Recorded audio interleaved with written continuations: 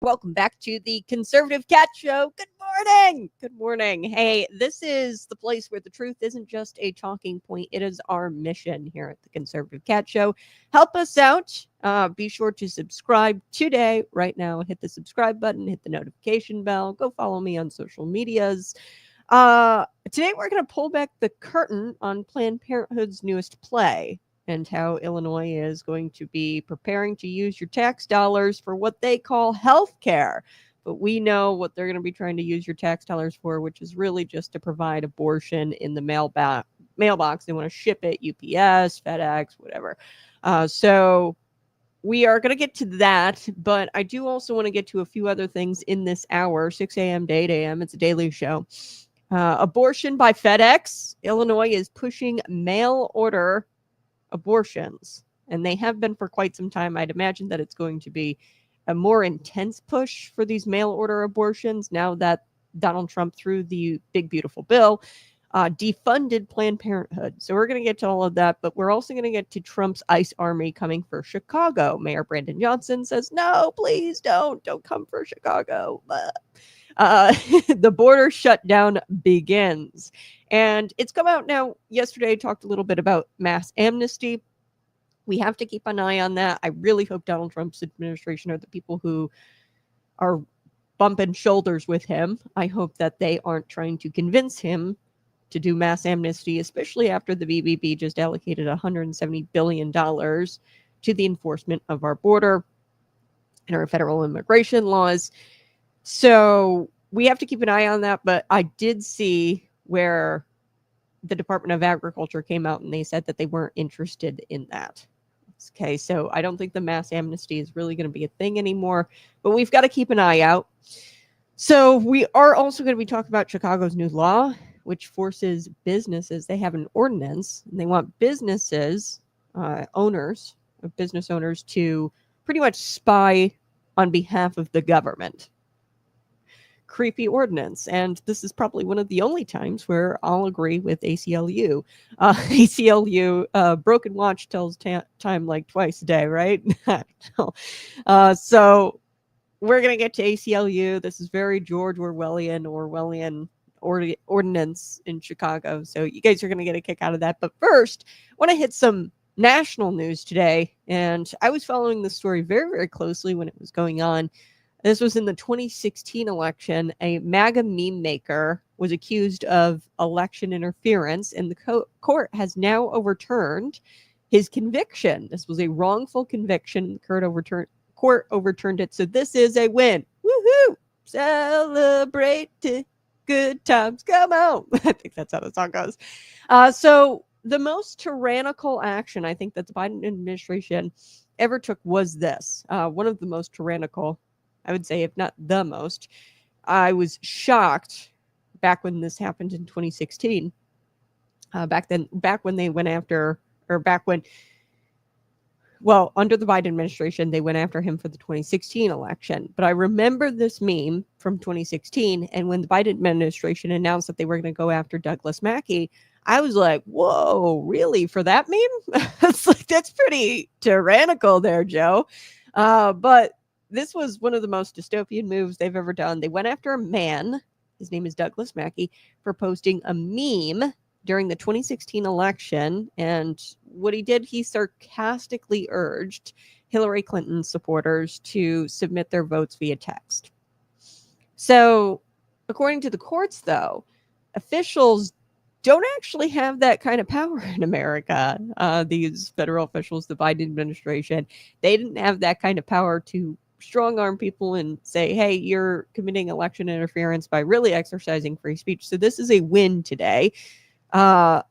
It turns out politically incorrect memes are protected under the First Amendment. Who would have thunk? Who would have thunk? I definitely thunk it. I was like, whoa, excuse me, Joe, this is the First Amendment. And I'll get to the picture, and you guys are going to see this, and you're going to be like, really? This guy was prosecuted for that? So according to the Post Millennial, Mackey was prosecuted after sharing a meme during the 2016 season that joked that Hillary Clinton supporters should text in their vote, which is outrageous. Okay, there is a thing within the law, like parody is protected, and this is really a joke, and I don't know who would have fell for it, right? They had to prove, the Biden Department of Justice, they had to prove that he actually caused election interference with this meme. And people actually went out and voted for Hillary Clinton via text message, okay? So it was a joke, but despite that, the Biden administration, Biden DOJ, and Attorney General Merrick Garland accused Douglas Mackey of election interference. Despite their claim, they couldn't provide a shred of evidence that anyone was fooled by this meme into thinking that they should text in their vote. Okay, so I'll show you the picture of the meme here. Hold on. Here we go. There's the meme. There's the meme in question. Absolutely ridiculous. Avoid the line, vote from home, text Hillary to 59925. I think it's hilarious. Nobody was going to be fooled by this thing. And even if people were, the Biden administration had an obligation to prove that somebody was fooled by this and that Douglas Mackey actually committed election interference. The Biden administration,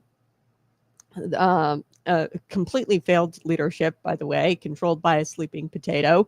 It took more vacations than any other president in modern American history, by the way, decided to focus his efforts while he was there on prosecuting a man for a politically incorrect meme.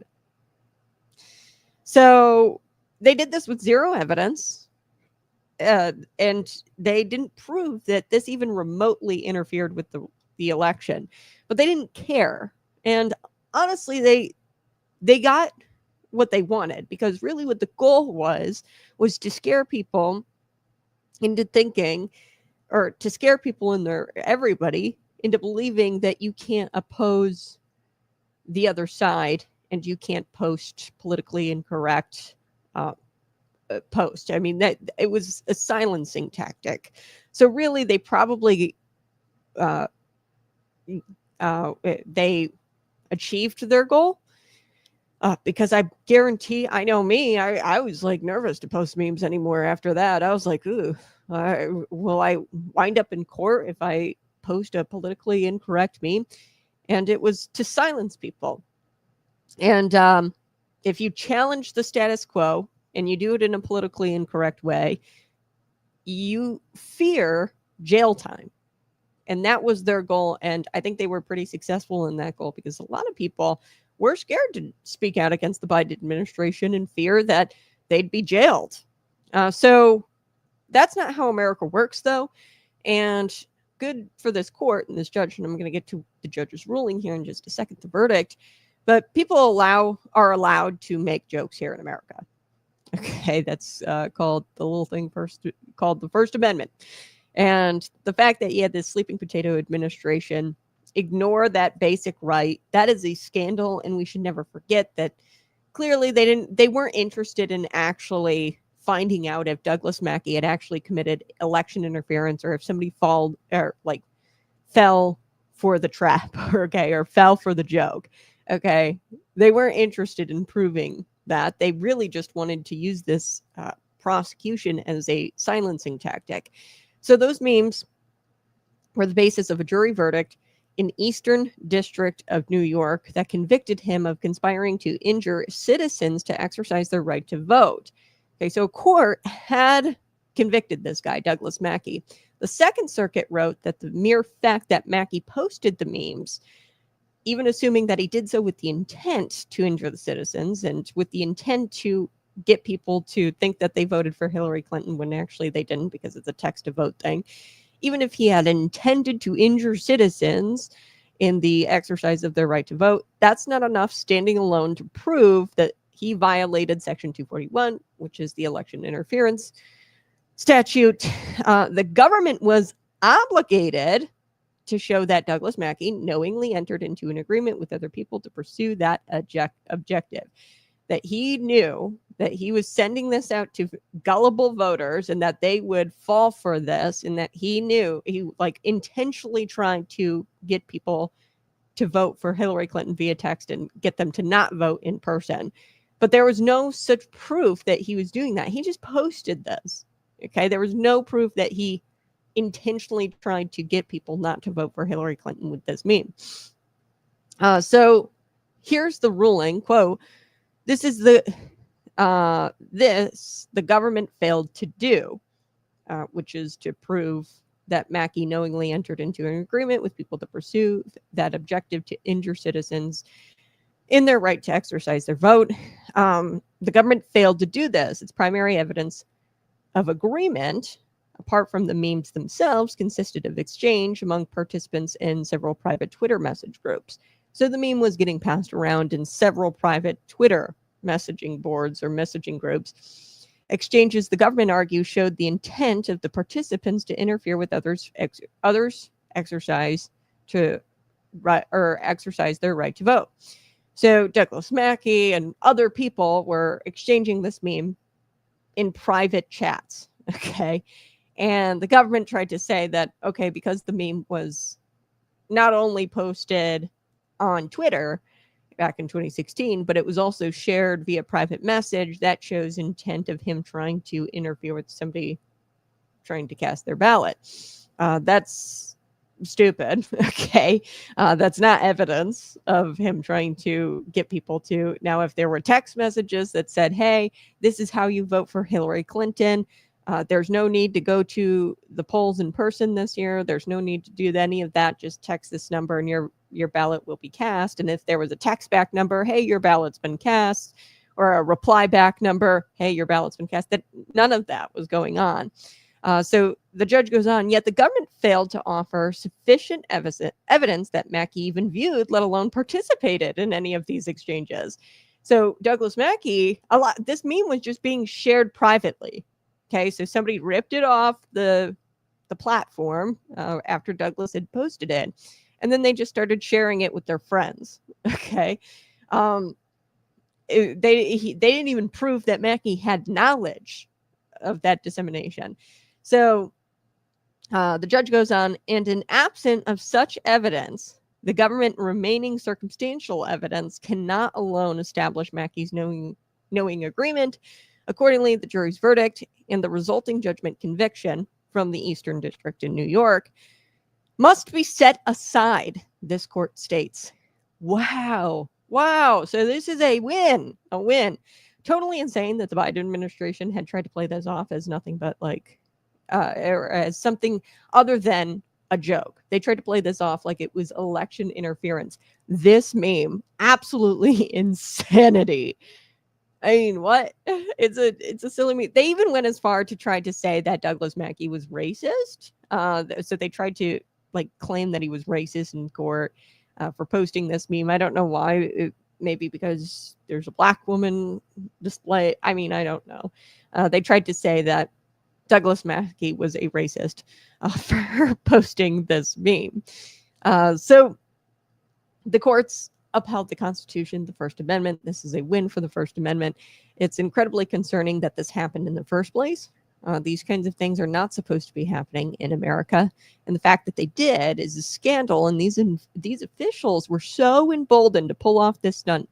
And it's troubling because they did achieve their goal. I guarantee, I know me, right, and several other content creators, we were a little freaked out to create politically incorrect memes after that. Parody and jokes. you know? So what's to stop a future administration from doing the same thing? Really, I think it's this ruling. And I think it's a great thing that we have separation of powers in this country. The court system sometimes does stand on the right side of history. And this is definitely the right side of history. And we can go back to this ruling when they try to say things. When Illinois tries to pass a law that says, oh, we have to monitor social media posts, campaign social media posts, and make sure that they're not digitally altered, or they'll use all of this politician language. They'll say it's AI generated, or it's or it's altered digitally, and we have to regulate campaign speech. If they pass laws like that, or they advocate for laws like that, show them this ruling, show them what the judge said, like, hey, this is free speech. And it's very important that we don't silence people and try to chill. This was a chilling effect, and the Joe Biden administration got what they wanted. That was their goal. It was to really chill speech. So while this needed to be done, it's concerning that it was necessary at all. But at least we can confidently say today is a great day for the First Amendment. And it's a great day for our individual freedoms, this ruling. And most importantly, I think that it's a great thing for Douglas Mackey himself. Feel bad for the guy. I mean, I could have seen myself making a similar meme and posting it and being caught up in court and convicted and having to appeal it. So good for Douglas Mackey. All right. Welcome to the Conservative Cat Show. Smash that like button. Share this out with your friends right now. Do it right now, and subscribe if you're not already subscribed. We are talking about the truth here because that is our mission. And today I'm pulling back the curtain on Planned Parenthood. Planned Parenthood, they've got a new play, and that is to take your taxpayer dollars here in the state of Illinois, and they want to ship out abortion pills via the mail, and they're going to call it healthcare. Okay, that's their new play. So abortion is no longer, like 70 to 80% of abortions are chemical abortions, where they take the mifepristone, misoprostol, and then they delete their babies through that process. So the abortion lobby is pivoting from advocating for dollars for clinics, and they are really advocating for dollars for the abortion mailbox infrastructure. Okay. So stay tuned to this episode because we are going to expose how deep this really goes and why it matters for you, the taxpayer. So let's start with the facts. President Donald Trump, the One Big Beautiful Bill, the BBB, they defunded Planned Parenthood by a whole lot because essentially what the BBB says is you can't use Medicaid for Planned Parenthood services. So that's a big chunk of money, and I'm going to get to the numbers here in just a second, that Planned Parenthood is going to be losing. So no more federal funding for Planned Parenthood through Medicaid. Right now, that's not to say that the lobbyists, Planned Parenthood lobbyists, won't be going to the federal government and continuing to advocate for things like grants. They'll probably still get grants and things like that. But this is a huge win because you can't use Medicaid for abortion-related services or for Planned Parenthood services, okay? Which are abortion services, okay? Let's be real here. Planned Parenthood is defunded and they cannot receive Medicaid reimbursements. So that's what the BBB does. And Republicans have promised to do this for decades, and they finally did it. They defunded abortion providers like Planned Parenthood from receiving Medicaid reimbursements. Now the left is exploding. Cue the meltdown. So they're screaming about how we're losing access to care. There's going to be like 30,000, 300,000, I don't know, 30,000 people who are losing access to care. Then they're screaming at the sky. Now, listen, Planned Parenthood is not America's only health provider. Okay, but they get all kinds of money from the federal government. They're not the only healthcare. Let's play with the left right now and let's call this healthcare. We know that abortion isn't healthcare, but elective abortions are not healthcare. And they've taken the term. So it used to be called Like, so DNCs, D&Es, those types of things, they used to be called medical abortions. So what this activist group has done, the feminazis, what they've done is taken that word and they've distorted it, and they've convinced you that elective abortions are the same thing as a DNC or D&E, and they are not the same thing. And they stole the word from the medical community, these feminazis, and that's what they're calling elective abortions, and that's not what the term is supposed to mean. Anyway, so they are just the loudest, okay, and the most politically entrenched, and they are the best funded. So nearly 800 million a year. Okay, that's what we're talking about. 800 million a year in federal taxpayer dollars. That's funded by us, and that's not including at a state level. I pulled those numbers, $800 million a year, and it's probably even more than that, because that's just Medicaid, because there's also things like grants that they get, so it's probably way more than that.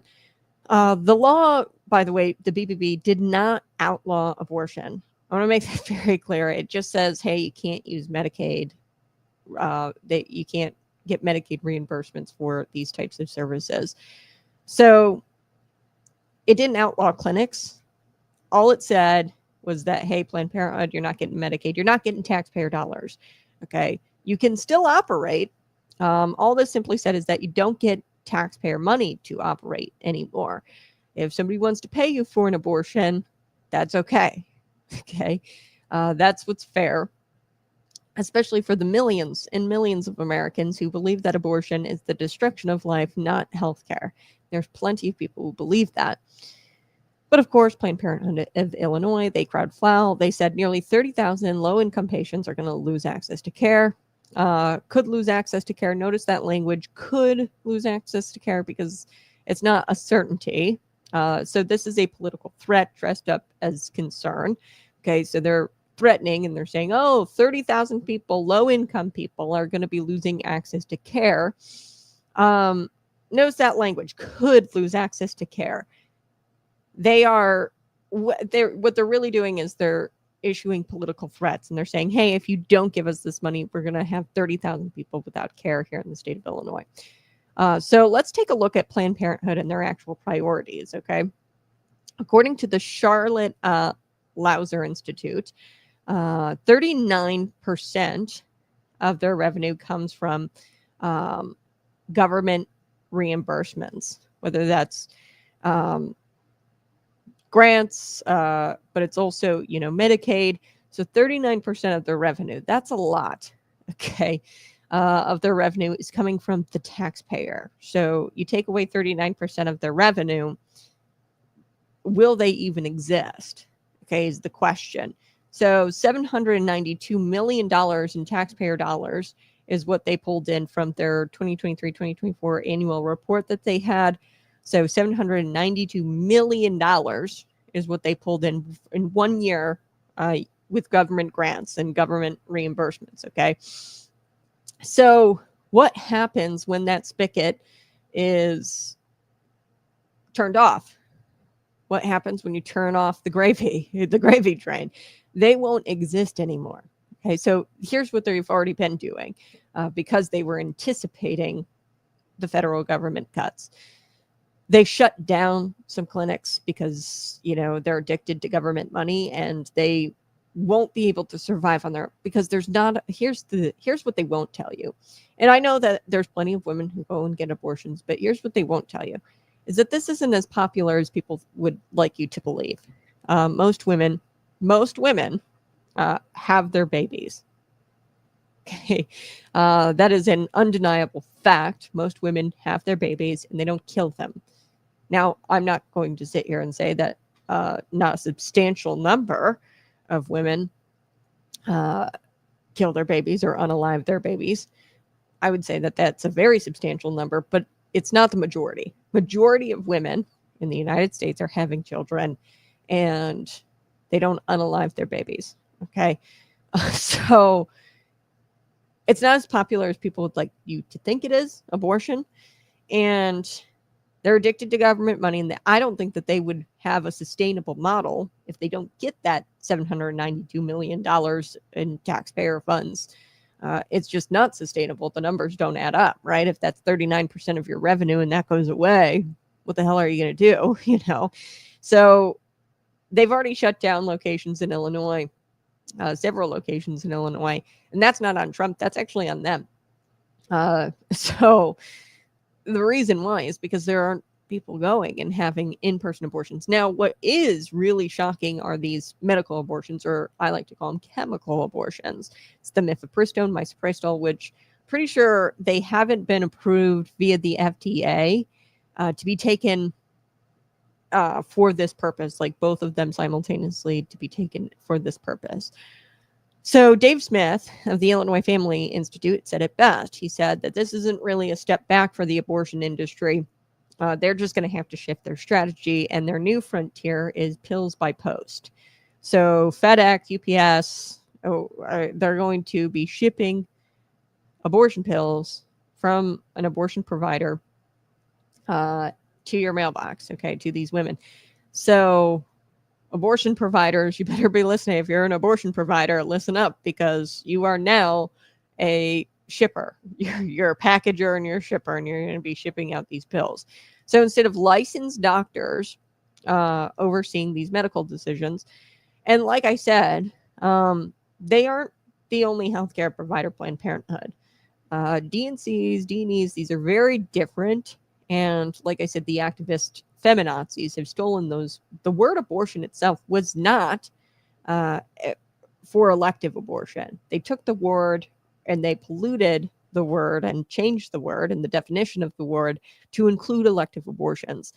And they used it. So I call them elective abortions because that's the only thing we can call it, because they took the word and it's not really what the word abortion was intended to be used for. So anyway, they are now doing abortion pills, sending them to young girls who are going to be taking them in their apartments, in their dorm rooms without any kind of supervision, medical supervision. And I think, what the hell?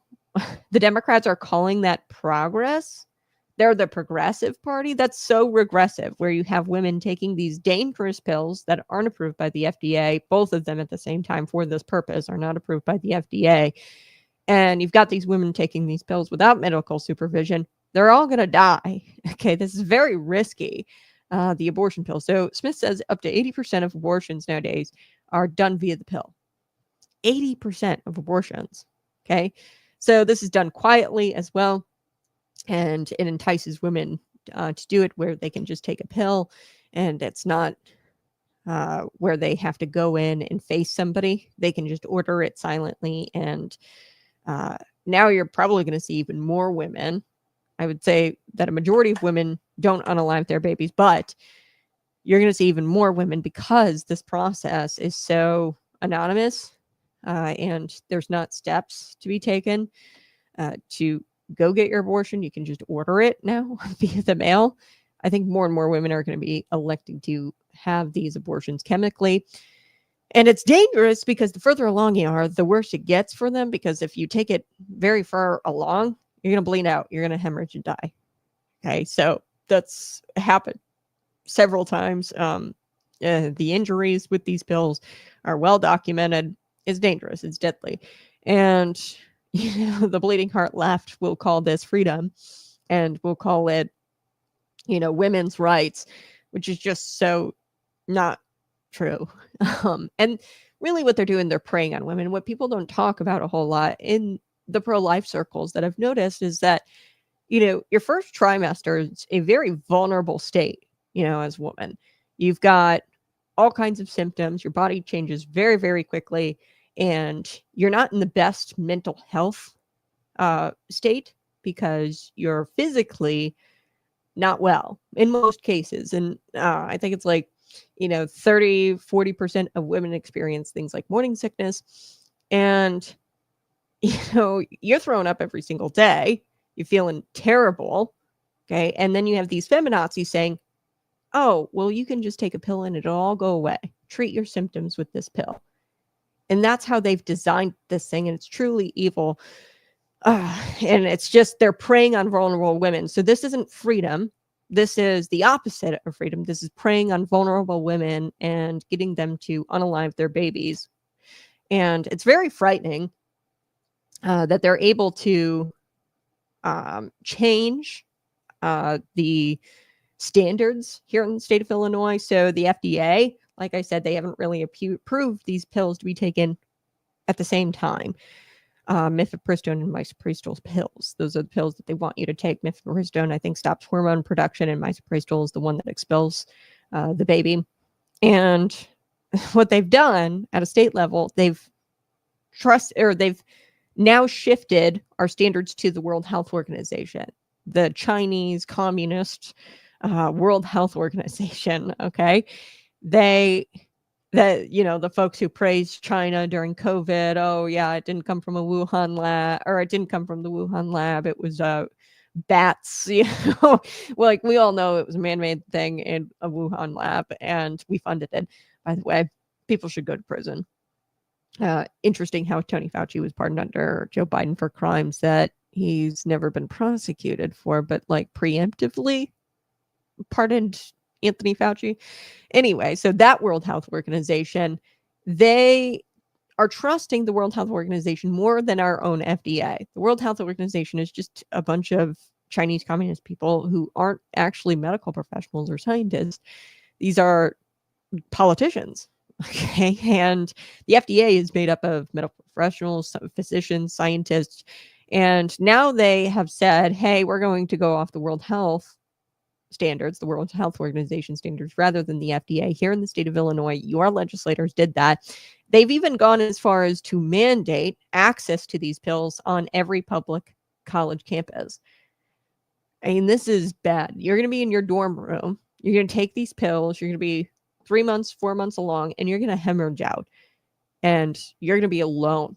No medical supervision. That's not freedom. That's not progress. That's preying on vulnerable women in a vulnerable state. And I mean, hell, a girl can't get an ibuprofen, okay, without going to the school nurse and getting a call home to the family. But yet she can go and get a chemical abortion from a doctor. So actually, fun little story. I was out with my mom for dinner yesterday, and I just couldn't believe it.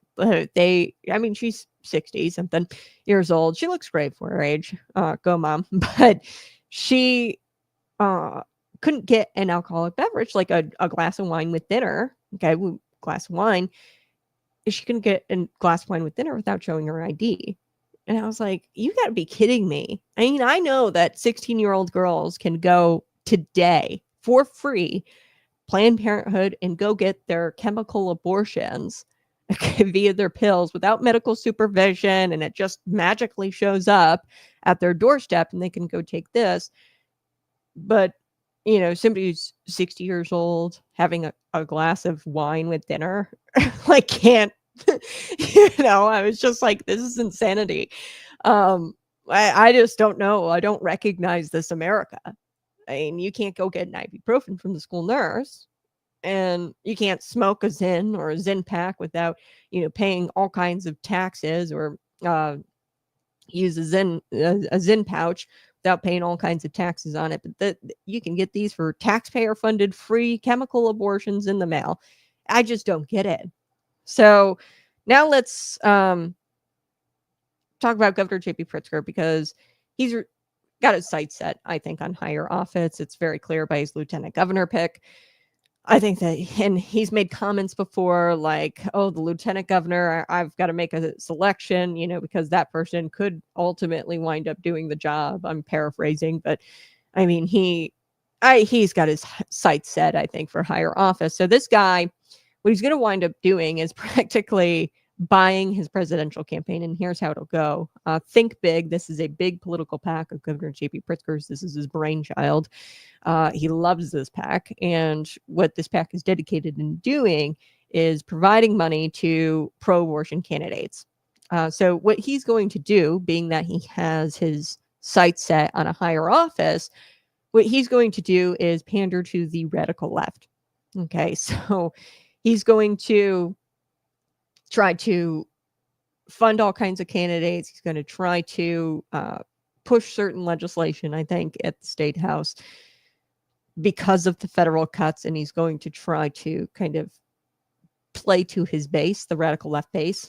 So the federal government cuts in funding, Pritzker is most certainly probably going to increase state spending. So it's going to get pretty bad for the state of Illinois and Illinoisans.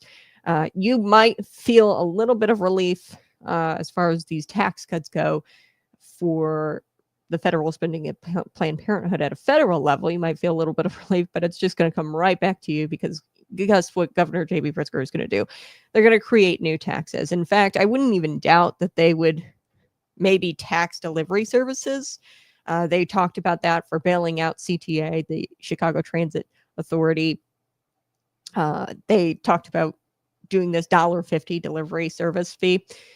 I wouldn't doubt that they do something like that. They figure out something to tax. I mean, hell, they could tax like the sun or the trees, I don't know, your breath. They could tax that, and they'll say, oh, well, we are going to use those taxes to fund reproductive health equity. Okay, I foresee that happening, especially given that Governor J.B. Pritzker probably has his sights set on a higher office, and he's got to pander to this radical left base, the wine moms who, are in the suburbs, and they're like, oh, well, I would have hated to be in this position, and I just want young girls to have access to health care. These stupid wine moms who view abortion as health care. So PPIL, they want you to believe that if their funding disappears, people of color, LGBTQ people, rural residents, and immigrants are going to be dramatically affected. But let's ask this question, okay? They'll come out and say things like, oh, no, the rural residents, oh, no, the immigrants, oh, no, the people of color are going to be really affected by this. Why are these people so targeted in the first place? So your minorities, your LGBTQ people, I mean, why are they so targeted for abortion in the first place? If you step back and look at this thing, it starts to feel a little deliberate, right? Like the business model is built on eliminating the unborn in marginalized communities. That's not healthcare. That's eugenics. Okay, look up what eugenics is. Look up the founder of Planned Parenthood. She was a eugenicist. I mean, this is not healthcare. This is eugenics dressed up in pink. Okay, Planned Parenthood logos is all pink, and they're dressing this up. And let's be blunt, you can't claim to be a vital healthcare provider when the first thing you do is cut services to the poor. So they're not mincing words. PPIL is saying, no, well, it's going to affect our services, our prenatal services. It's going to affect all these services we offer.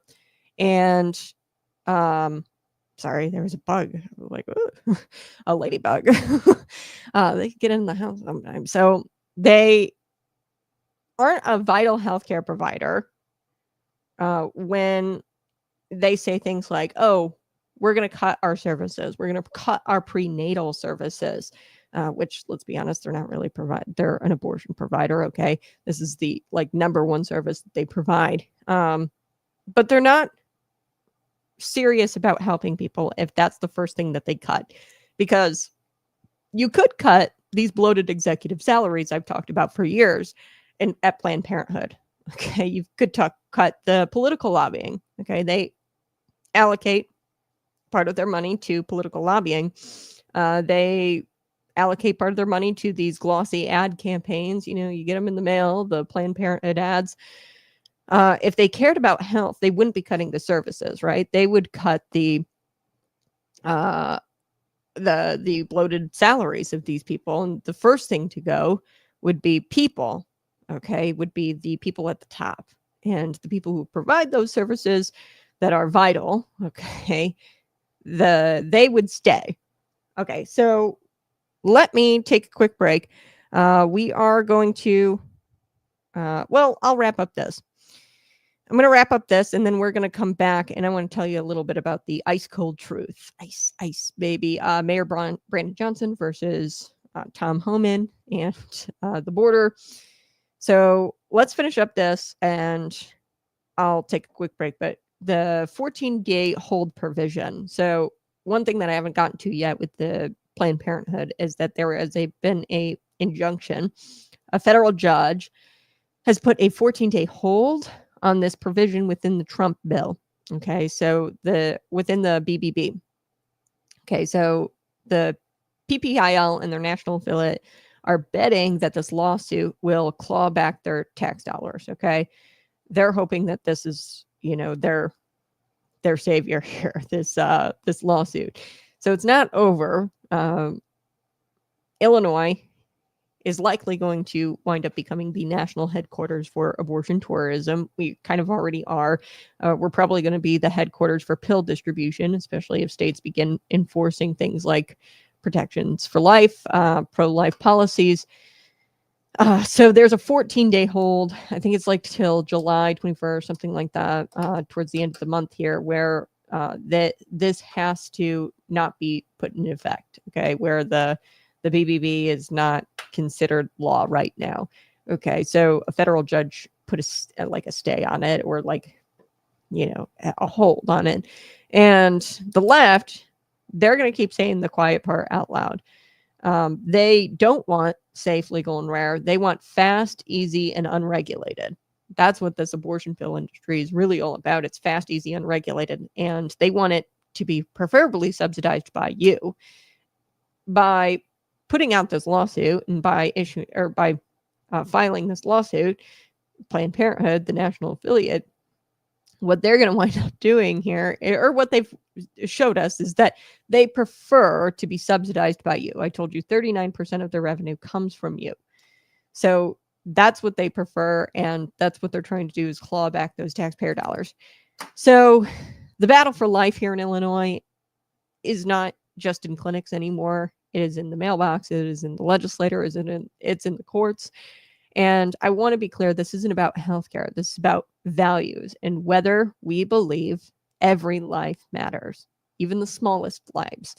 President Donald Trump did the right thing by cutting off federal money to this abortion machine. Now it's up to us to make sure the machine doesn't shift gears and keep rolling over the unborn through this abortion pill industry. So call your legislators. Support your pregnancy resource centers. That is the biggest thing I think that we could do, is support pregnancy resource centers. And you got to tell Governor J.B. Pritzker, hey, our delivery trucks are for packages, not pills. Okay. And for women to take unsupervised medical abortions. I mean, so let's take a moment here, break this down via the scripture. I like to do that here on this show. Subscribe to the channel right now. Smash that like button. Share this out with your friends. Because we can talk about politics, policy, numbers all day long. But really, behind every earthly battle, there is a spiritual battle.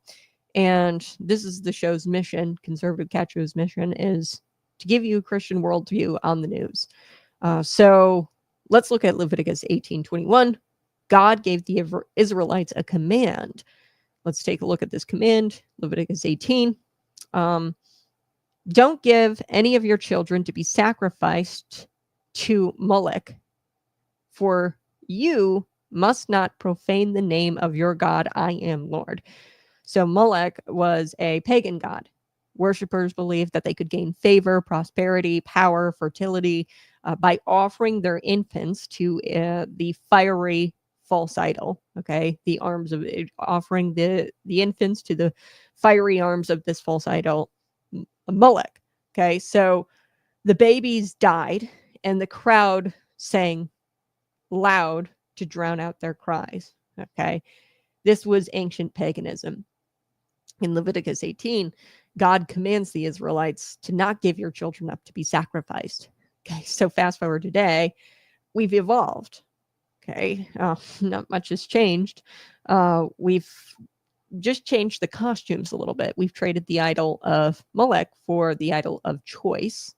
Okay, we offer up our children not by burning altars, okay, but we offer up our children in exam rooms and chemical pill packs, and we do it in the name of convenience, a career, economic comfort. Okay, so these are all idols. They just have a different costume or a different look to them. Okay, not Molech with the fiery arms and is this pagan god.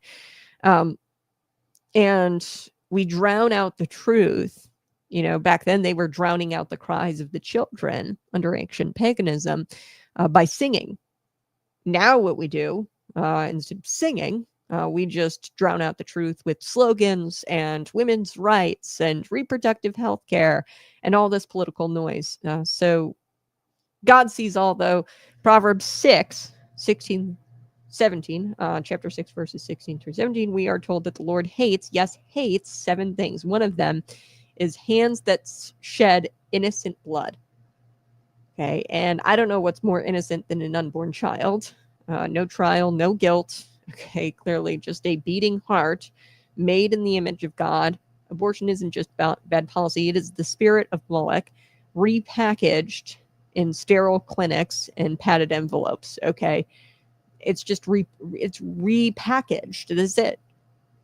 So what's really even more disturbing is that Planned Parenthood tells us if they lose medical dollars, poor women and women of color are going to suffer. Think about that. They're worried that they're not going to be able to provide abortions to poor women and to vulnerable women anymore.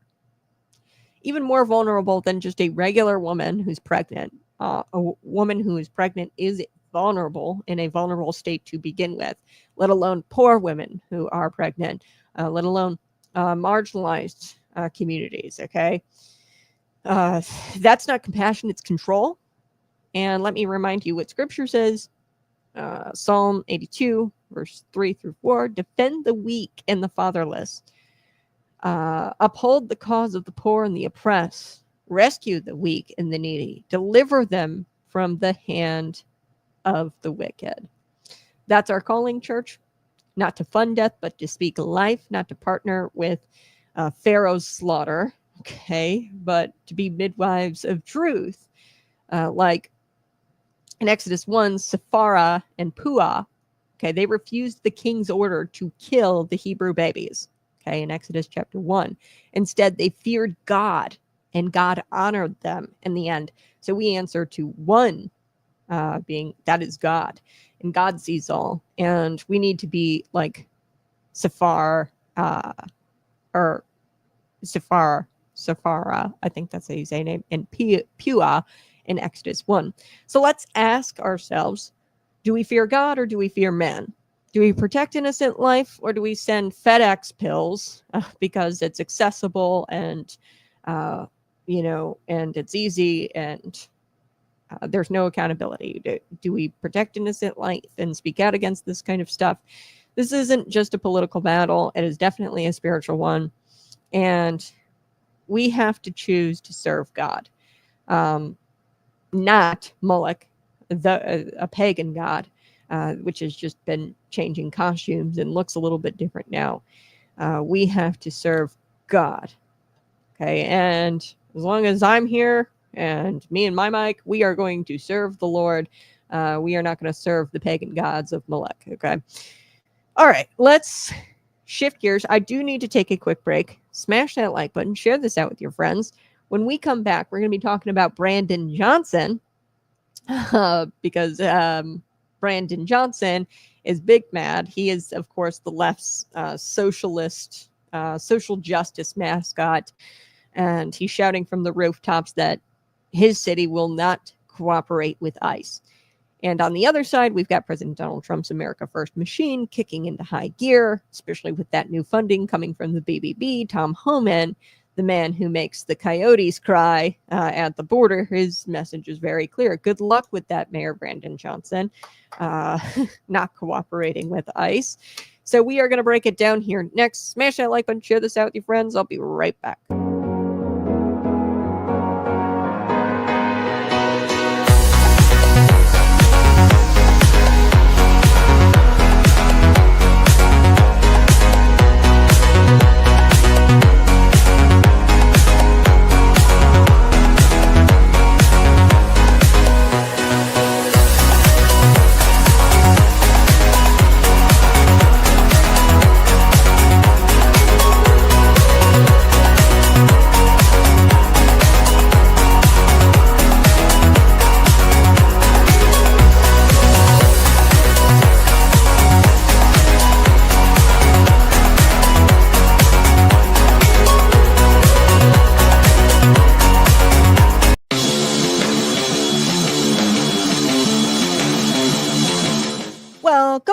to Conservative Cat Clips, the place where we claw through the globalist garbage and we land on the truth. I'm your host, Kat, and today we are putting a spotlight on the topic the elites don't want to really talk about it all. That is the Great American Tech Scam, and it is known as H-1B visa abuse. Now, let's get one thing straight. The H-1B visas, they were never meant to replace Americans. They were designed to fill critical skill gaps. You know, the rare, highly skilled jobs, highly specialized jobs in the U.S. that no U.S. citizen was able to fulfill, and they weren't qualified to do so. So surprise, surprise, big tech twisted the law into a legal loophole, and now they're using it to import cheap foreign labor and kick the American worker to the curb. Okay, so if you want the receipts, I'll talk the numbers if you want to. You want to talk numbers? The U.S. government issues 85,000 H-1B visas every year, and nearly 70% of them come from India, workers from India. And they're mostly in IT and software jobs. And here's the kicker. Most of them aren't PhDs. They're not geniuses. No. They're mid-level coders and tech support. And they're doing jobs that qualified Americans are getting laid off from. Companies like Infosys, Tata, foreign outsourcing companies, they have become H-1B recipients. Okay. Farming out workers to places like Google, Amazon, Facebook. And they're pushing out the United States citizen who demands fair pay. The United States citizens, I'm not doing slave labor. These companies like Infosys, they're foreign outsourcing giants, okay, and they've become top H-1B recipients, farming workers out to places. So they're the companies that get the workers, and then they give them to Google, Amazon, and Facebook. In fact, in a recent case, it shows this. Disney was training their own H-1B replacements before laying off the American workers. Yes, this is a recent case. That's not innovation, that's exploitation. So the American worker was quite literally training their worker, like their replacement. And Infosys and Tata, these foreign outsourcing giants, they supply these companies like Google, Amazon, and Facebook with the cheap labor. It's kind of like human trafficking, if you ask me. Like legal human trafficking, the state-sanctioned human trafficking. And guess what? These visas are renewable for up to 6 years. So they lead to green cards, which means these jobs aren't temporary at all. So they're not just temporarily doing cheap labor here. They are quite literally being outsourced, these American workers. Don't even get me started on the wages. H-1B workers are often paid 20% or 40% less, anywhere between 20 to 40% less than the American counterpart. Why? Because these companies aren't hiring for skill. They're hiring for savings. That's what it is. And the real victims here are the American class, middle class, the American worker, especially in STEM. They went to college, they want these jobs, and now they lose everything. They took out all these loans and they lose their job, and now they're told, sorry, we got to give your job to someone cheaper from overseas, and we're going to call it diversity. That's what they're doing in these big tech jobs, Google, Facebook, Amazon. And where's the government? Half asleep and bought off, because these H-1B abusers, they have got armies of lobbyists in Washington, D.C., and they are pushing this to increase the cap every year of how many H-1B visa workers can be awarded their visas. So I said it was 85,000 a year. Well, they've got these lobbyists like your Infosys, your your giants, your H-1B visas, these foreign outsourcing company giants. They're down in Washington, D.C., and they are lobbying, and they are pushing to increase this cap from 85,000 every year to more and more and more. And they're claiming there's a worker shortage. No, honey, there's a wage shortage. There's a big difference. This is Kat signing off, Conservative Cat Clips. Here's the truth. Hiring foreign labor at the expense of the American worker is an innovation. It's betrayal, it's treason, and it's business. It's betrayal in a business suit. That's what it is. It's just a straight up it's time to cap the scam. It's time to get rid of the scam, put American talent first, and this country needs to stop outsourcing its own people. It's been Conservative Cat Clips. Hey, welcome back, Patriots. This is the Conservative Cat Show, where the truth has claws and cowardice gets clawed. I'm your host, Conservative Cat, bringing you bold takes, and we're going to do a deep dive here into Brandon Johnson of Chicago. It's Brandon Johnson versus Tom Homan. Brandon Johnson of Chicago, we know that he is the left's latest social justice mascot, and he's shouting from the rooftops that his city won't cooperate with ICE. So buckle in, because we are talking about this battle. On the other side, in the other corner of the ring, we have President Trump's America First machine kicking into high gear. That's Tom Homan, the man who makes coyotes cry at the border, and his message is pretty dang clear. He says, good luck with that, Brandon. So let's break this down. Let's dig deep. Mayor Brandon Johnson, he stood behind a podium in Chicago, flanked of course, to his left, to his right. He's got these nodding activists, and these puffed up bureaucrats, and they're declaring that the Chicago Police Department will never cooperate with ICE. Not sometimes, not case by case, but they will never, ever cooperate with ICE. Now, let me ask you something, folks.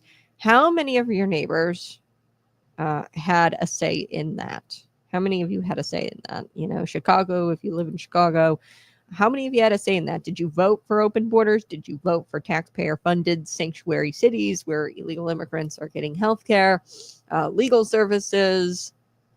Because Mayor Brandon Johnson isn't just running a city. He's trying really to secede from federal law.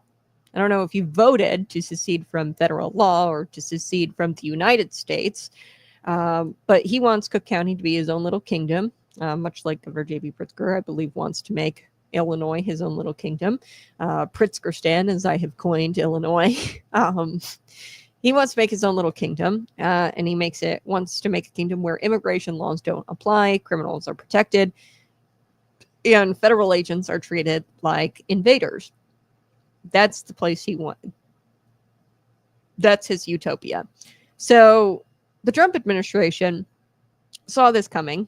They saw that people were seceding from the union. I mean, that's really what this is. They go as far to, Illinois Governor J.B. Pritzker went as far to sanction and act as if he's like at on a world stage, international stage. He's the governor of a freaking state within the United States. I don't know why he thinks he can sanction El Salvador, because they wouldn't give Kilmar Abrego Garcia back or whatever, or because they took Kilmar Abrego Garcia. So $45 billion. Like I said, it's $170 billion dedicated to border security in the BBB. And that is designed to fight this juggernaut, which was the open border crisis that Biden, under the Biden administration. Okay, so the $170 billion is needed.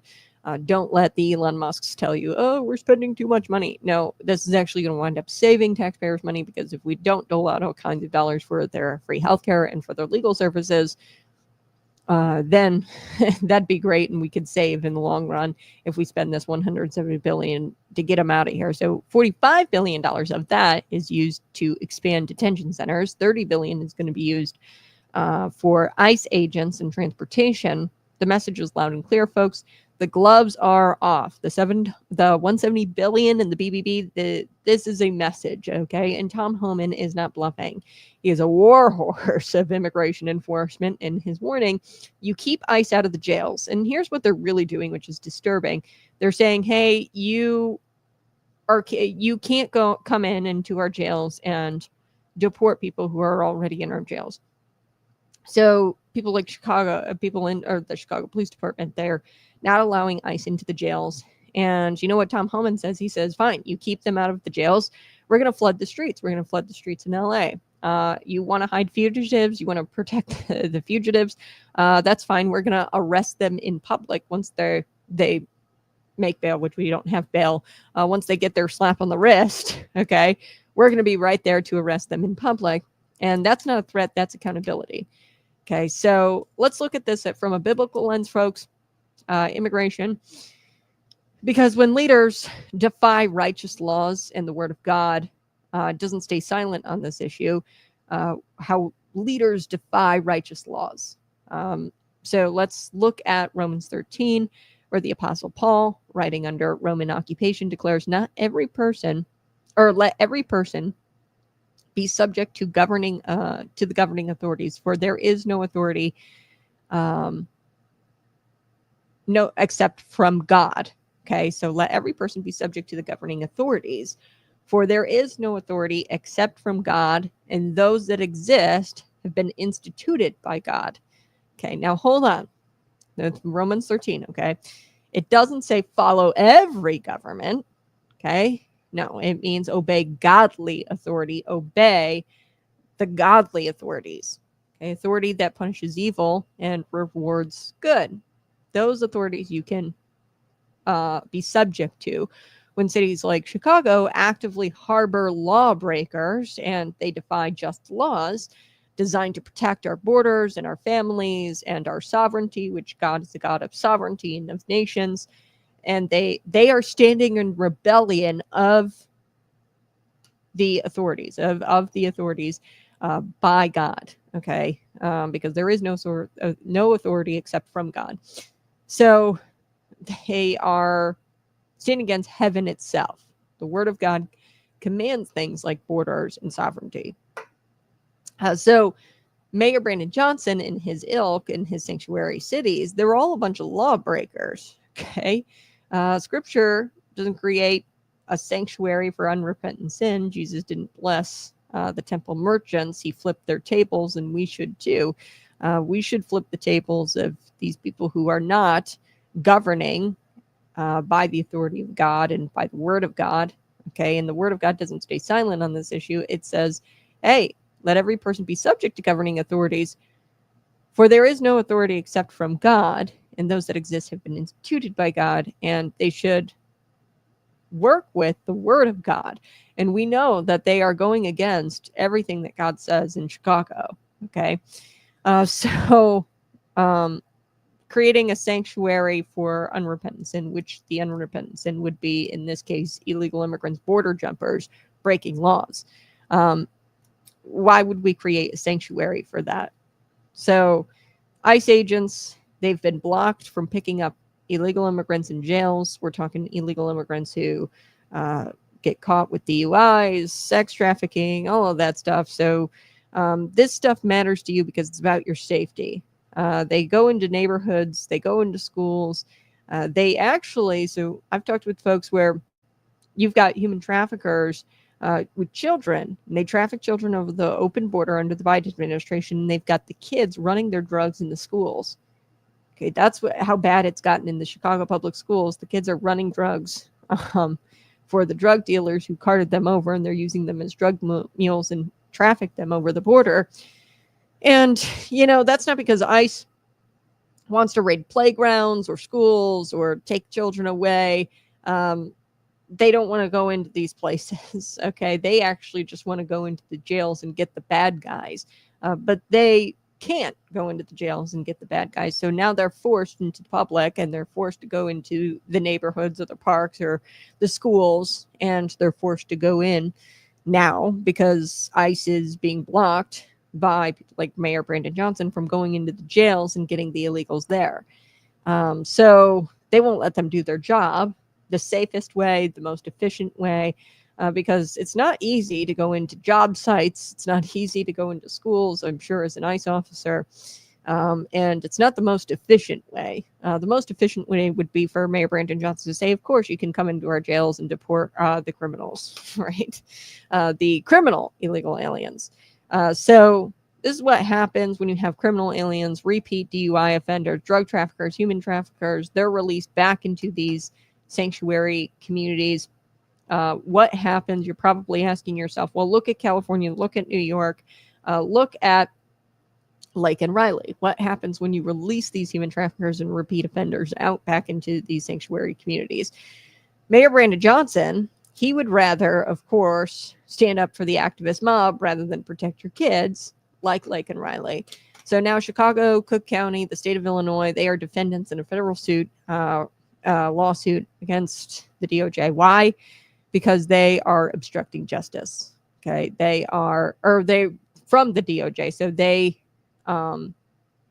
are defendants in this lawsuit with the DOJ because they are obstructing justice, and they are pretty much acting as if like they're their own. They're not of the United States, and they're not part of the federal government. Okay, and that's not America. Okay, so this is legal warfare between the Constitution and these leftist city-state bent. They are hell-bent on anarchy. Okay, so this is the battle. It's a legal warfare now because of this lawsuit, but there's a legal battle here between the Constitution and anarchy. And spoiler alert, anarchy always loses because they're anarchists. They're not acting within the parameters of federal law. So let's do the math here. And I think that this is an incredible bombshell that's been dropped. Thomas Homan, he dropped this statistic. They have arrested 7,000 illegals a day. That's their statistic is about 7,000 illegals a day. And that's not a mistake, 7,000 per day. I'm not kidding about that. And this is what open borders look like under the Biden administration. And Brandon Johnson wants to protect that. 7,000 illegals a day. That's so many. And Democrats know it. They know that they're just importing a voter base. They know that, the enforcement is coming and there's going to be nothing that they can do about it because, one, the big, beautiful bill funds it. Okay, so they're working up against that. But they also know that they are within the United States and they have to abide by federal law. So let's look at what Mayor Brandon Johnson said in his press conference. I'm going to quote him here. Smash that like button, share this out with your friends. He says, quote, "We're going to have to rely on one another. Our cities or states are going to have to come together to find the best way to interact with the federal government that is quite hostile." Do you hear that? That's not policy. It's collusion. Okay. And this is a coalition of sanctuary cities and they're banding together to resist federal law. You'd think that we were in 1861 and Chicago was Fort Sumter. Okay. Sumter. Like what planet is this? Are you seceding from the Union? I mean, this is civil disobedience, but it's the kind that doesn't honor God. Okay, there can be civil disobedience that honors God. God created all men to be equal. So the civil disobedience, Martin Luther King Jr., that's all civil disobedience that honors God, because the Word of God, is God is honored in those situations. This is different because they are in a straight up rebellion. There is a just federal law out there that protects our sovereignty and our borders, something that God is a proponent of. And if you read the word, and this is a straight up rebellion. And what they're trying to do is preserve a shadow immigration system run on taxpayer funds, activist propaganda, and deep state complicity. And here's the kicker. You're paying for all of it.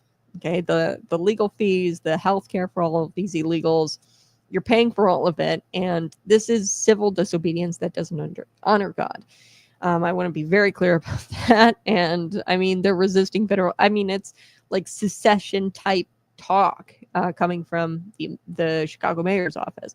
So if this country is going to survive, we have to make a decision. Do we stand with constitutional law, or are we going to stand with the lawless mayors? Okay, as a country, if we are going to survive, are we going to stand with anarchy, or are we going to stand with constitutional law? Do we protect American families, or are we going to coddle criminals?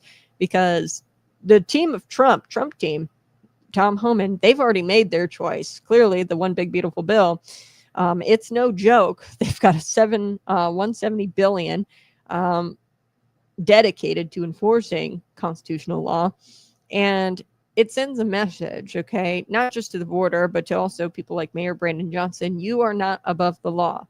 Human traffickers, drug traffickers, people who are coming over the border jumping, you are not above the law. Neither is Mayor Brandon Johnson. And let me say this in closing, being a Christian doesn't necessarily mean like you have to be empathetic all of the time, okay?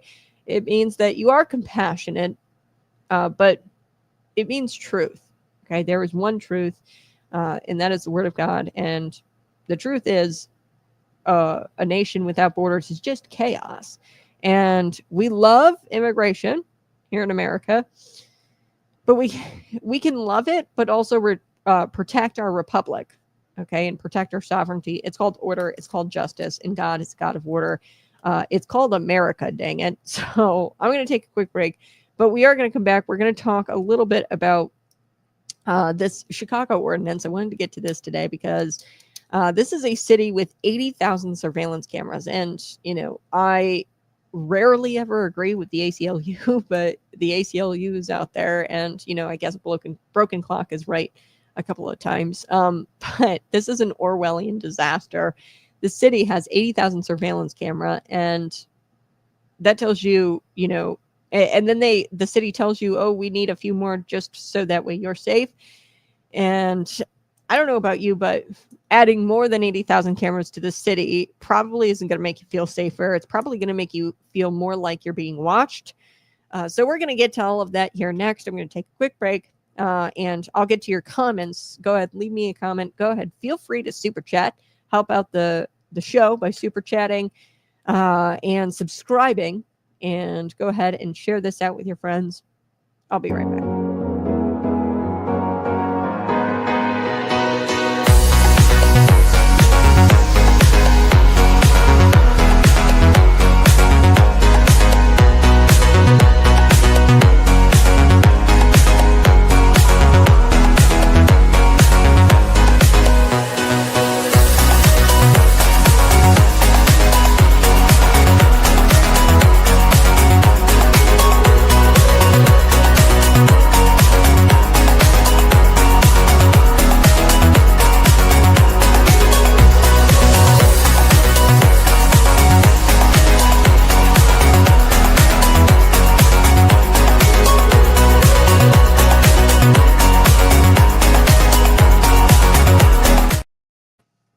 Hey, good morning. I appreciate you being here. Let's dig into it, shall we? Subscribe. I appreciate you being here. Appreciate all you do. I appreciate you being here today. Great job. I appreciate you, Dawn. Nice to see you. They're blurring the line between legal versus illegal. Aliens trying to make ICE agents or ICE look like they're against all immigrants, legal and illegal alike. Yes, they are masters. We talked about this earlier, where they take language and they distort it. So, for example, abortion, back in before the 70s, before elective abortions were a thing, they used to call things like medically necessary abortions or medical abortions. They would call them D&Cs, D&Es, things that were medically necessary, and they'd perform those. But what the feminazis did, they took that word abortion and then they used it to define elective abortion. And now there's no other word for elective abortion because they took it. Okay. But they took a medical term and they've blurred the line between, and it's the same thing with abortion, where they'll say things like, oh, you're denying women access to health care, and there's very different things, like a D&C and D&D. These are very different than, hey, I want to keep my job and I want to have a career and I don't want this child. I'm going to elect to get rid of the child and kill the child. That's very different than a D&C or a medical procedure. But they've distorted the language and confused people. And the abortionists are convincing people that they're going after the medically necessary procedures that most women, or a lot of women, will have to go through.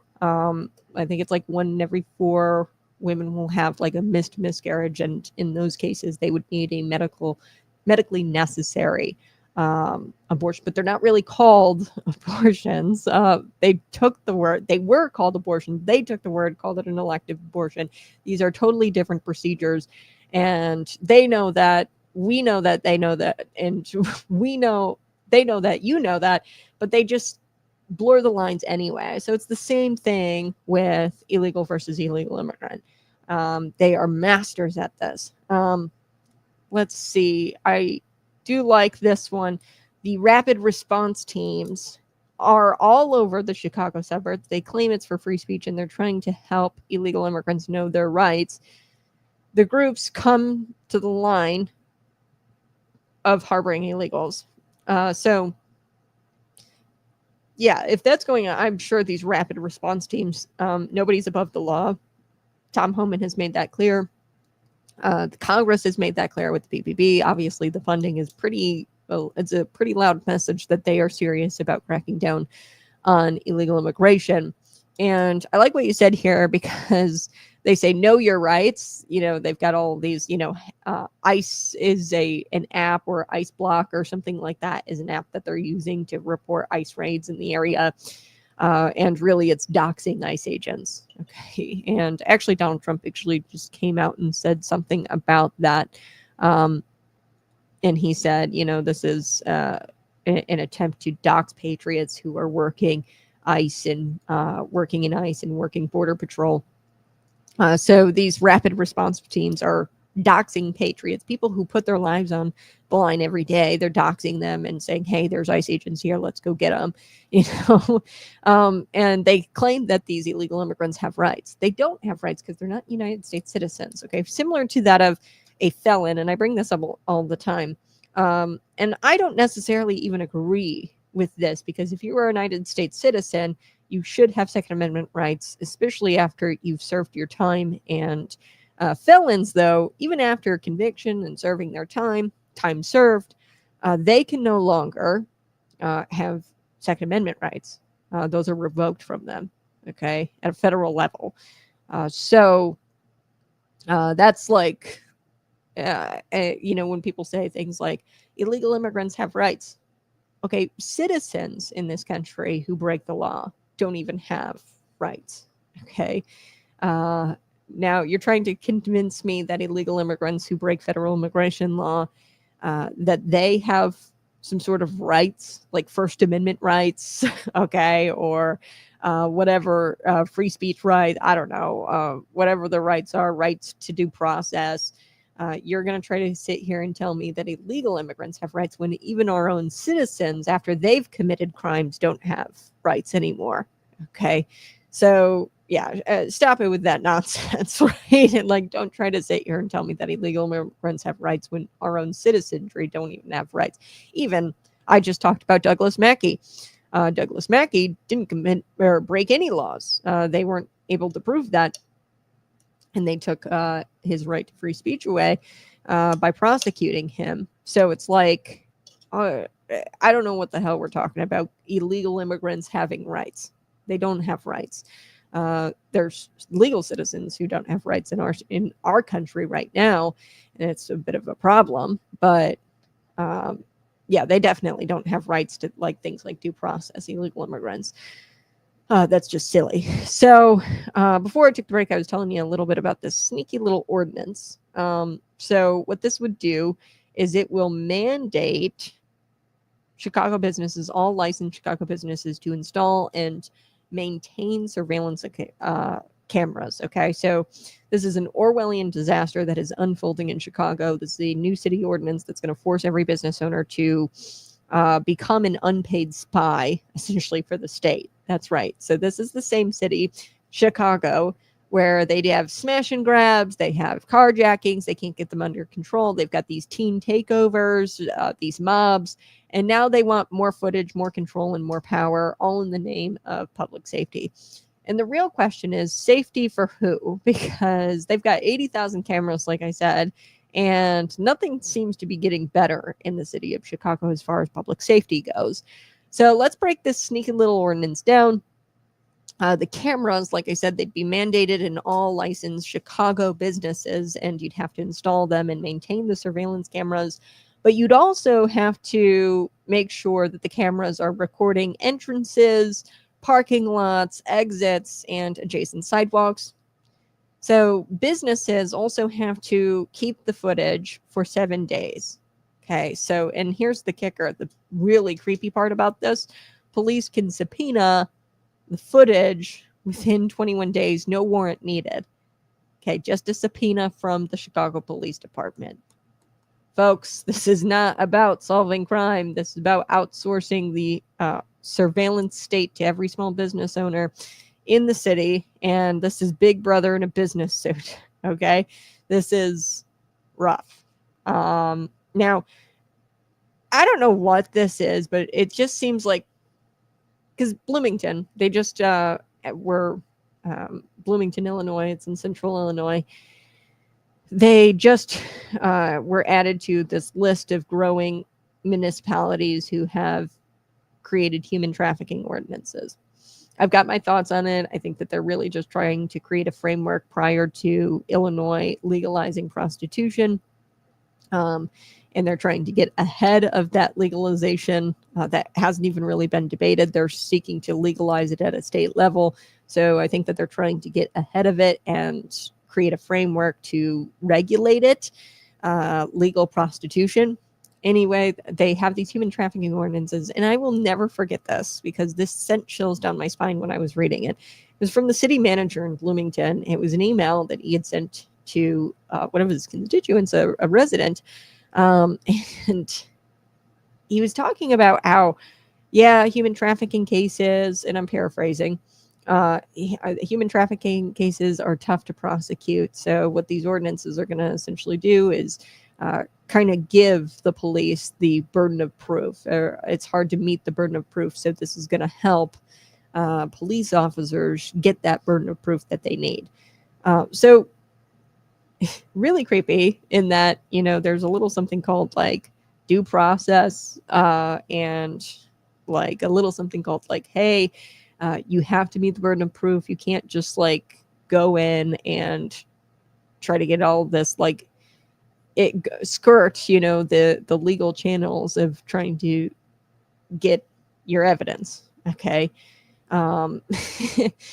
I don't know. It's just so weird. You've got this ordinance coming out of Chicago where they're like, okay, the police don't have to go get a warrant. Okay. They don't have to go get a warrant to go into these businesses to collect their surveillance video. The subpoena comes from the Chicago PD.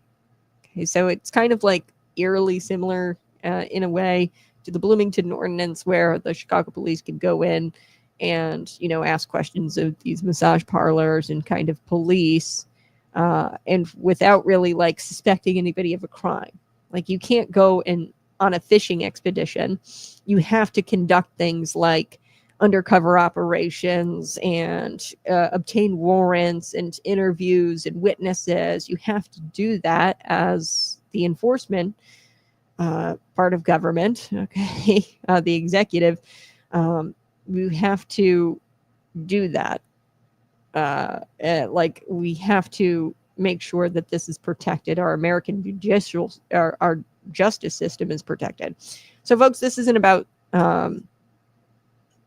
this isn't about protecting or solving crime or protecting people or public safety. Really, what this is outsourcing a surveillance state to these business owners.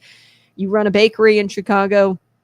Well, you're going to be forced to you're a surveillance person now. You're a spy. You own a daycare. You better keep those sidewalk angles clear for the city. So the Chicago Police Department, when they come in and grab that video without a warrant from a judge, you know, and I find it so interesting. They say that these leftists will say that, oh, Trump's authoritarian. Look at what they're doing at a local level. They are literally taking a poo all over our three branches of government right here with this ordinance. Like you need a warrant in order to go get business's surveillance footage, security footage. That's just common sense. So Ed Yonka of the ACLU, yes, even a broken watch tells time twice a day, hit the nail on the head. The math just doesn't simply add up. He's right. So in the early 2000s, Chicago, they deployed over 80,000 surveillance cameras. Now, that's one of the most watched cities in America, in the world. 80,000 surveillance cameras, that's a lot. And yet, carjackings are up. Retail theft is an epidemic. Teen takeovers, homicide is up, right? Smash and grabs. They continue to run amok in the city. And the footage from all those cameras, the 80,000 cameras, rarely does it ever help them get a conviction. Okay. So the truth bomb here is that cameras don't stop crime. Consequences do. Consequences to crime stop crime. And Chicago's political class, they would much rather film the chaos than fix the system. keep them in jail and don't let them see the light of day if they're dangerous individuals, period. So let's take a step into scripture for a second. Psalm 33, verse 13 through 15. From heaven, the Lord looks down and sees all mankind. He watches all who live on earth. That's God. Friends, God sees all, but the government should not. So this is very clearly the government trying to, and they do this kind of stuff all of the time. It's just anti-biblical stuff that they legislate. They try to be as anti-biblical as possible. For example, homeschooling. They try to regulate homeschoolers when we know Deuteronomy 6 talks about how you need to raise your child up yourself and teach them at home, at night, at day, and during the day. Go check it out, Deuteronomy, I think it's 6. But they just legislate things in order to legislate the antithesis of Christianity all of the time. This is another example of that. God sees all, not government. We were never meant to live under constant man-made surveillance. That's not liberty. That's a digital cage. And God gave us free will, a private life. And the state wants to trade that privacy for safety. And scripture teaches us that safety comes from righteousness. Okay. And demanding righteousness, rewarding good and punishing evil. Okay, so not wires and lenses and cameras, okay? That's not where safety comes from. It comes from righteousness and demanding righteousness from society. And when you replace justice with monitoring, okay, they are literally going after the justice system here. This is very Orwellian, where the Chicago PD can go subpoena this without a warrant and go obtain the surveillance footage without a warrant, and then you mandate the businesses to keep that footage for 7 days. That you're not going to, when you replace justice with monitoring, you're not going to provide any kind of safety. You're just going to create paranoia. And people are going to start to get paranoid, and people are going to start to think that the government is watching their every move. And that does not make for a good society, because you're going to have a lot of paranoid people out there. And when the government acts like they're omniscient and like they see everything, it becomes idolatrous. Okay, make no mistake, forcing every small business owner to become a part of this surveillance web is idolatry of the state. Okay, Yanka made another strong point: independent subpoena power to the Chicago Police Department. Let me say this again: this is not court order subpoena. This is independent subpoena power to the Chicago Police. And we've seen this kind of stuff play out in other areas with other things, where the Chicago Police or where the Bloomington Police want more of an ability to go into businesses without any kind of probable cause. Okay. Probable cause being, hey, we did an undercover operation. Hey, we interviewed witnesses. They need probable cause. They need a burden of proof to obtain a search warrant. And, policing this ordinance or checking to see if these businesses are complying with these ordinances. It's a little Orwellian. It's a little weird, and it doesn't pass the sniff test for me. This definitely doesn't pass the sniff test for me. Cops aren't meant to be judges. Okay. They need a judge. Okay. They need a judge to sign off on a warrant to go obtain this evidence. The Chicago PD, I don't know if we've forgotten, and I do want to kind of go down this rabbit hole a little bit today, because not a lot of people know a lot about the Chicago PD. And I want you to smash that like button right now, subscribe while you're watching. The Chicago PD has a very long history of misconduct. Okay, and I am all pro police. Okay, I am all back the blue. I don't like that term so much, because a lot of the blue nowadays, especially in Illinois, you got to be out of your mind if you want to live in Chicago and be a police officer. You got to be absolutely out of your mind. And a lot of these, this history of Chicago PD shows you that there's a lot of corruption, even in police departments. Okay, let's not forget the police department is government, and I am all for law enforcement. I want to be very clear about that, but we can't forget that law enforcement, they are a part of government. Chicago PD is a part of government, and they have a long history of misconduct. Torture under John Burge, I'm going to get to that. Secret interrogation sites like Homan Square, ghost payrolling scandals. So we're going to get to that. And there's been cover-ups galore. Okay, Chicago PD. So I'm going to dig into this a little bit, just so that way you understand, what we're dealing with here, giving Chicago PD this subpoena power. Let's take a hard look at Chicago's long, ugly history of corruption and abuse, because this is a city that wants unprecedented subpoena power, and they want to get warrantless access to private businesses' footage. Okay, and we need to ask, who's really watching the watchers? Okay, who's watching the government surveillors? John Burge. Now, this was 1972 to 1991. Okay, he was a decorated Chicago police officer, detective, and later commander. He was a detective and then later commander. But then behind closed doors, he oversaw horrifying torture, a torture regime at Area 2 and 3 police stations. Over 100 black men were allegedly tortured by Burge and his crew. Methods included electric shocks to the genitals, suffocation with plastic bags, and typewriter covers, beating, mock executions. The goal here was to force confessions, often of innocent men. Okay, so this is a nasty history of the Chicago PD. Many of the victims spent decades in prisons for crimes they didn't commit. There were false confessions given. Burge was eventually fired in 1993, but wasn't convicted until 2010, not for torture, but for lying under oath. He served less than 4 years in prison, and some of his victims, this is pretty bad. That was some of his victims of this torture. Of this alleged torture. I guess he was never really convicted of that. They served life, okay, and they forced false convictions. Eventually, he was fired, but then he wasn't convicted until 2010, and then he was convicted for lying under oath. So, Chicago taxpayers, they've paid over $100 million in settlements, legal fees, things like that. The city wants them to trust this institution with more unchecked surveillance power. They've got to be kidding me. Okay, you guys have all these settlements. They have a stain on their history with John Burge. There's another one, 2015. The Guardian broke this bombshell story about Homan Square. It was a secret police facility on the west side that operated like a domestic black site.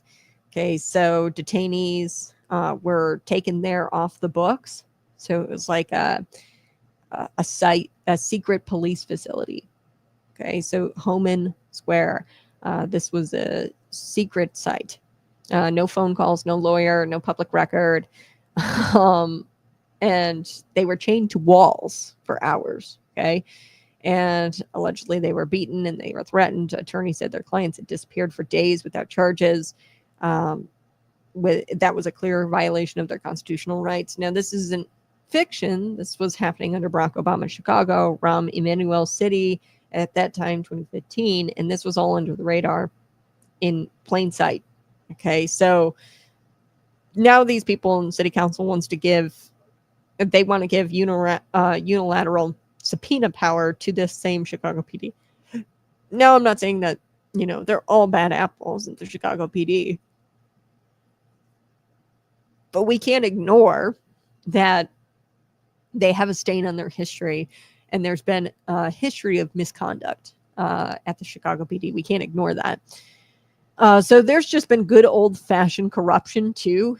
In the late 90s, 2000s, there was a federal investigation that uncovered ghost payrolling in the Chicago government, including CPD employees and politicians. So the city workers were getting paid without showing up. Friends and families were given jobs with no responsibilities. Investigators found that there were over a dozen individuals collecting checks, and they were doing nothing for several years. Okay, so this was all uncovered. It was payroll fraud, late 90s, early 2000s. taxpayer dollars weren't just wasted, they were actually stolen. The Chicago way, right? They take your dollars and now they like dump it into CTA and unions, public unions, and they don't do anything. So yeah, my point here is that there has been a revolving door of scandals in the 1980s and 90s. Abner Mikva reforms stall as internal investigations are routinely shut down. So they have a revolving door of scandals. 2016, the DOJ issued a 164-page report detailing systemic constitutional violations. Chicago PD, 2021, 13-year-old Adam Toledo shot by the police during a foot chase. Footage contradicts initial reports again. Countless others. I mean, I could go on and on. Like I said, revolving door of scandals to Chicago PD. So this is why I bring this up. Okay, these people want warrantless access to your businesses and to your business surveillance. These are the same people who hid dash cam footage, ran secret black sites, tortured people for confessions out of innocent men. Okay, this is the same institution. And I don't know about you, but you think they're going to subpoena security footage to protect grandma at the corner store? No, they're going to use it to intimidate, to investigate, and then to punish people who speak out, or they'll use it against businesses. So you guys know COVID-19, right? They're going to use it against businesses who aren't politically correct.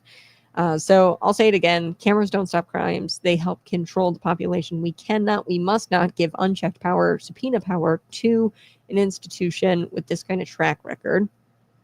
Okay, the Chicago Police Department doesn't have a great track record, especially not in a city where, truth dies in red tape and power is abused by people who are sworn to uphold it, to uphold the truth. And I don't want to give these people access to your property, the Chicago PD, and give them unfettered, unfiltered access to your property and to your surveillance footage. Now, if this footage, what if this footage is leaked, misused, or worse? They use it to punish businesses who don't comply with the political narrative. You guys remember what COVID-19 did, okay? In the COVID-19 days, businesses were harassed. They were fined. They were shut down for not enforcing these insane mandates. So if there's mandates and you're not enforcing them as a business, they're going to know how to use this against you, the surveillance footage. So let's talk economics here as well with these cameras. I want to talk about how installing these cameras isn't cheap.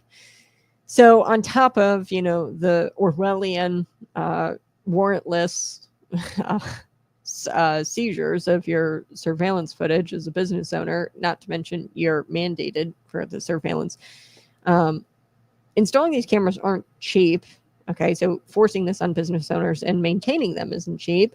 And the city wants every corner, every barbershop, every gas station, every daycare to pay for surveillance systems with their own money. So these are businesses that are already struggling with highest property taxes in the nation. They're paying sky high rent, sky high insurance. Insurance is going to be going up, by the way, house insurance. And they're facing looting and lawlessness every weekend. I think it was like 80 people were shot over the 4th of July weekend. So these businesses are having a real tough go at it in Chicago already. So now you want them to become compliance officers for the city's failing police force. So how long until that corner shop that you love in Chicago is going to shut down? How long until that? Because as long as this keeps going on, the rampant crime, the high property taxes, everything like that, you're just going to have a patchwork of empty storefronts and corporate franchises that can't afford this regulation, can't afford these mandates, the surveillance systems. This ordinance isn't about safety. It's about strangling the local economy as well. And they want more power, more unfettered, unfiltered prompt power, and warrantless seizures. That's what they want, and this isn't about safety. All right, I got to take a quick break, but you're listening to Conservative Cat. I'll be right back.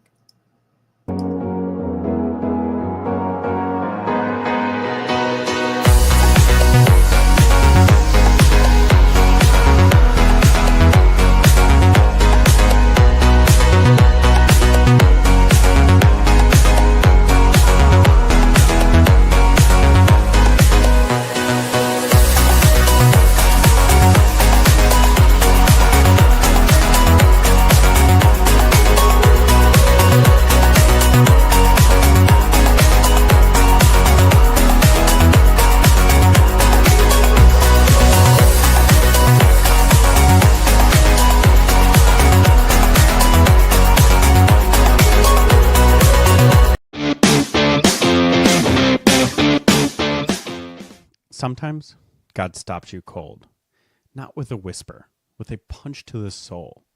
Saul wasn't looking for Jesus. He was hunting Christians. He had power, position, and a mission. Then God knocked him to the dirt, a light from heaven, a voice that knew his name. Saul, Saul, why are you persecuting me? That moment wasn't soft. It wasn't sweet. It was a spiritual ambush. God still works like that. He steps into your mess, interrupts your pride, confronts the man you've become when you're wandered too far. Maybe you're building your own kingdom. Maybe your fists are up, fighting battles God never called you to. Or maybe you're just running hard in the wrong direction. But then comes the voice, clear, heavy, holy. Why are you persecuting me? Jesus doesn't want your behavior fixed. He wants your heart surrendered. Saul didn't get a lecture. He got a mission. Get up, go to the city. You'll be told what to do. That's the way of real manhood in the kingdom. Surrender first, then orders. You don't need every answer right now. You need to obey the voice. Follow the light. Rise up off the dirt and walk the road God lays out it for you. Some roads break you to rebuild you, and that's exactly what Jesus wants. You want to train like a warrior? You need fuel like one. Patriot Pump is clean, powerful pre-workout that won't let you quit halfway. Just like the mission God gives you, it's not about the hype. It's about the grit. Fuel up, lock in, get after it. Hey, good morning. You're listening to Conservative Cat. I appreciate you being here. Before we took a break, I was telling you a little bit about this ordinance in Chicago. It's not about public safety, okay? And we need leaders who understand that rights are not granted by the state. They are protected from the state. They aren't granted by the state. Those rights are endowed by a creator. And safety without liberty is like a cage with a pillow. Okay. We need liberty, and the surveillance state creeping in very quietly into these businesses under the guise of public safety should concern you. So we need to say no to mandatory surveillance. We need to say no to warrantless searches. We need to say no to making business owners really essentially state spies. We need to say yes to rebuilding a culture of real safety built on law, order, and morality and accountability, and slapping cuffs on people who are violent offenders and making sure that there are consequences to be paid for their actions. That is how we deal with the crime in Chicago. All right, let's get to low IQ Jasmine Crockett. So she is blaming the Texas flood on President Donald Trump. That's completely outrageous. It's a slap in the face to the victims everywhere. It's truly tragic what's gone on in Texas. There's even been flooding, I think, in North Carolina, a few other places as well. But Jasmine Crockett doesn't care. She just wants to exploit this tragedy to push her anti-Trump agenda for reasons that will never be moral. Let's take a listen to what Jasmine Crockett had to say. So anyway, I just wanted to jump on because my heart is truly heavy for all of these families.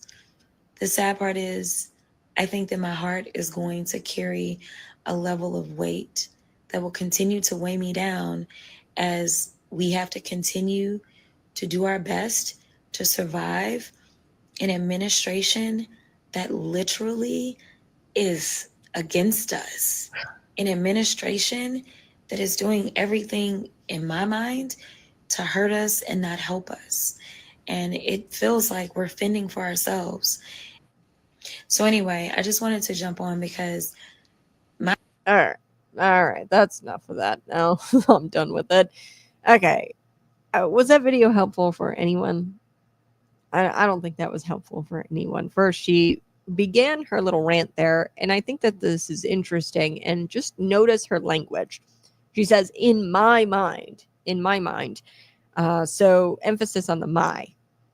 Okay, so one, mind. I don't really know what mind she's talking about because she's a mindless buffoon, in my opinion. You exploit tragedy and you do this to the victims and have a total disregard for the victims, and you politicize this and say it's President Donald Trump's fault. I'm sorry, you're a mindless buffoon. Okay, so questionable what she means by mind there. In my mind, what are you talking about there, Jasmine Crockett? But she also says, in my mind. Okay. And this proves that she doesn't really care about what you think and what these victims are really going through. She just really cares about what she thinks. She goes, in my mind. She cares about her opinions and expressing her opinions because really she just wants to push an anti-Trump agenda and make a name for herself.